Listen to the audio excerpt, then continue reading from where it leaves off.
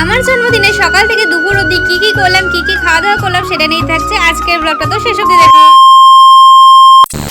গত 21শে এপ্রিল ছিল আমার জন্মদিন, তাই সকাল সকাল উঠে দেরি না করে আগে সোজা চলে গেছি স্নান করে একেবারে রেডি হয়ে আমি বেরিয়ে পড়েছি বাইরে। আর বাইরে এসে দেখি মা এখানে পড়ছে আলু। সকাল সকাল রেডি হয়েছি কারণ মন্দিরে যাব আমরা পুজো দিতে, কারণ প্রত্যেকটা জন্মদিনে মা আমার জন্য মন্দিরে গিয়ে পুজো দিয়ে আসে। তো এখন তো আমরা বেরিয়ে পড়েছি মন্দিরের দিকে যাওয়ার জন্য। এদিকে তো টোটোও চলে এসেছে, তারপর টোটো করে এখন সোজা চলে যাবো আমরা মন্দিরের দিকে। এই তো কথা বলতে বলতে চলে এসেছি মন্দিরের সামনে। আর আজকে যেহেতু মঙ্গলবার একটু ভিড় হবে, তাই আমরা সকাল সকালে চলে এসেছি পুজো দেওয়ার জন্য। তাড়াতাড়ি আসার কারণে মন্দিরে আজকে লাইন একটু কমই ছিল। তারপরে এখানে ফুল আর মিষ্টি কিনে নিয়েছি। এই তো সমস্ত কিছু নিয়ে এবার চলে যাবো মন্দিরের ভেতরে। আর এদিকে ঠাকুরমশাই বসে পড়েছেন পুজো করতে। তারপর আমাদের পুষ্পাঞ্জলি দেওয়ার জন্য এদিকে ফুল দিয়ে দিয়েছে। আর আজকে হচ্ছে দিনটা বেশ ভালো ছিল। আমি তো মায়ের সাথে এই প্রায় 2-3 বছর হচ্ছে মন্দিরে আসছি, তার আগে আসতাম না। পুজো শেষ হয়ে গেছে, তারপরে চরণামৃত দেওয়ার পর ঠাকুরের প্রসাদও আমাদেরকে দিয়ে দিয়েছে। তারপরে তো টোটো করে সোজা চলে এসেছি বাড়িতে। আর মা এদিকে দুপুরের আয়োজন শুরু করে দিয়েছে, অনেক কিছুই রান্না বান্না হবে। আমাদের পরিবারে যেহেতু কোনো জন্মদিনের নিয়ম নেই, তার জন্য মা এমনি আমি যেগুলো ভালোবাসি খেতে সেগুলোই আমাকে প্রত্যেক বছর রান্না করে দেয়। আর গতকাল যা গরম পড়েছে, আমি বাড়ি এসে আবারও স্নান করে নিয়েছি, আরো একটা নতুন জামা পরে নিয়েছি। এই তো মার সমস্ত কিছু রান্না হয়ে গেছে, এদিকে সুন্দর করে সাজিয়ে দিয়েছে, শুধু লাস্টে লেবুটা দিতে ভুলে গেছিল, সেটা আবার দিয়ে। আর সমস্ত রান্না তো প্রত্যেকবারের মতো টেস্ট হয়েছে। সব থেকে বেশি ভালো হয়েছিল এই খাসির মাংসটা, যেটা আমার সব থেকে প্রিয়।